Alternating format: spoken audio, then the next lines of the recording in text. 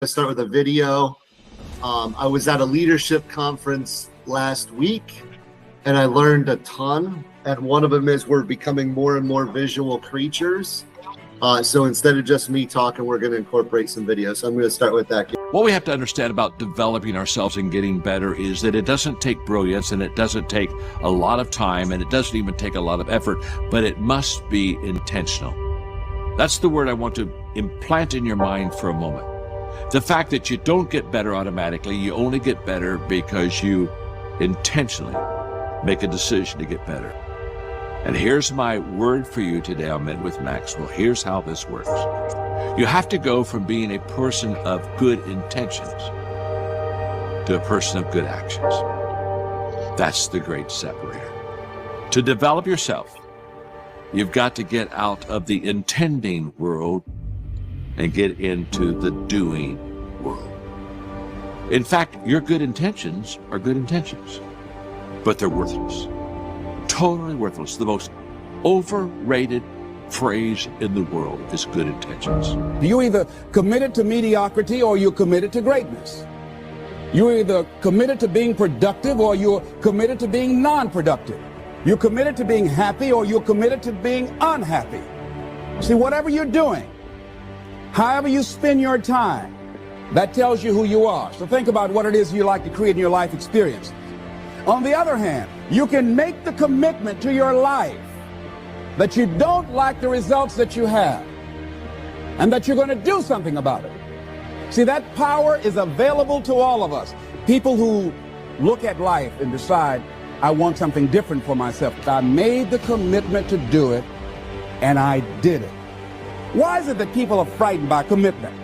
Because when you say the word commitment, that intimidates a lot of people. Why? Because it means you have to deliver. So most people like to use that language. They don't want to commit themselves because commitment means, among many things, no excuse is acceptable. It's the only way, it seems, it's the only way to create a human adventure. It doesn't seem to be any other way currently. It seems like to create an adventure, we must play this game, we must fight this game. But here's what it creates, a great adventure. Let me give you the ultimate now. Could you win if you couldn't lose? And the answer is no, it doesn't seem like it. You couldn't call it winning. You can't win if you couldn't lose. You know, for the foreseeable future, it looks like it's been that way as long as we can remember and as long as the history tells us. So here's what you want to do if you want the adventure. You must learn to play this game, to contain the ravages of disease that want to take you early. You've got to fight back. You can't just leave it. Somebody says, well, I got my fingers crossed. Not a good philosophy. You got to take your vitamins. You got to do the stuff. You got to do the deal. Jump on the positive side of whatever you want and see if you can't help out in this warfare, in this push-shove match. That's the key. Dare to dream, but please do. For dreamers are many, but doers are few. Dare to dream, but please do. For dreamers are many, but doers are few. We're going after doers. What do you guys think? I was inspired. I like it. I agree. Okay. So my leadership topic to the day is commitment, right?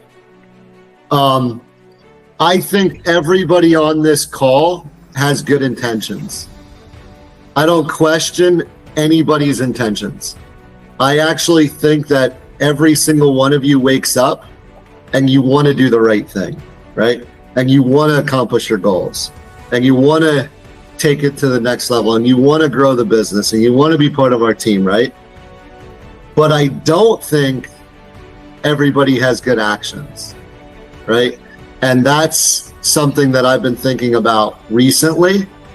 How do you get somebody with good intentions to have good actions? So here's what I think.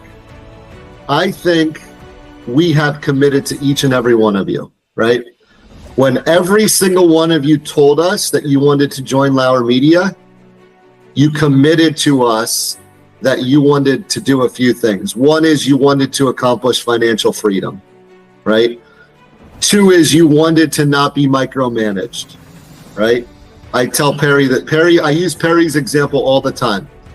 Perry could have made a lot more money, but he would have had to drive his butt to Baltimore to go to the office every day, right? And he made the commitment to us, I'm not doing that. And he made that commitment to his family, I'm not doing that, right? And it was risky, right? But he committed to making sure that he didn't have to miss his kids' high school basketball games or golf matches. He coached his golf team, right? This gave him the opportunity that driving to Baltimore every day, he would have missed all of that, Perry, right? Yeah. Oh, yeah. And now your kids are in college. So he tells me all the time, he's like, dude, I'll never regret this decision. And he always tells me, you're never miss a game, right? Commit to it. So the reason why I use that is part of my leadership conference was about commitment.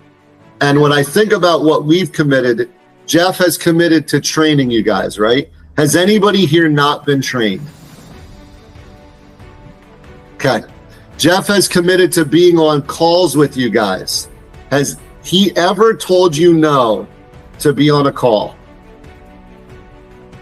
The dude has been on more calls in the last 2 months than anybody I know. He's running them at 8 p.m. He's running them in the morning. I'm jumping in. He's asking me to help him, right? We've committed to giving you a cutting edge product, right? We've committed to building a system that nobody else is building and being first into the market, right? And we've done it. Okay? I need you guys to commit back to us because every single one of you, when you signed up, committed to getting stinking appointments and building a book of business, right? So if you're on this call and you see that we've committed all this to you, and my time and Jeff's time is extremely valuable, right? I need you guys to remember that, okay? So I need you to commit to yourself, number one, right? Just like that video said. And I need you to honor your commitment back to us, okay? So if you're on this call and you haven't had a new business appointment in a month, you're not committed to yourself and you're not committed to us, right? And we've done everything that we've told you we were going to do. This isn't me being tough on anybody, right? It's just basic commitment. If you're in a relationship with your wife or your husband or your significant other, you commit to doing certain things. I've committed to you. Jeff's committed to you. Code is committed to you. He's giving you tips on LinkedIn. You know, all of us have committed to doing this together. We all need to make sure that we're doing actions and we're not just a person of intentions.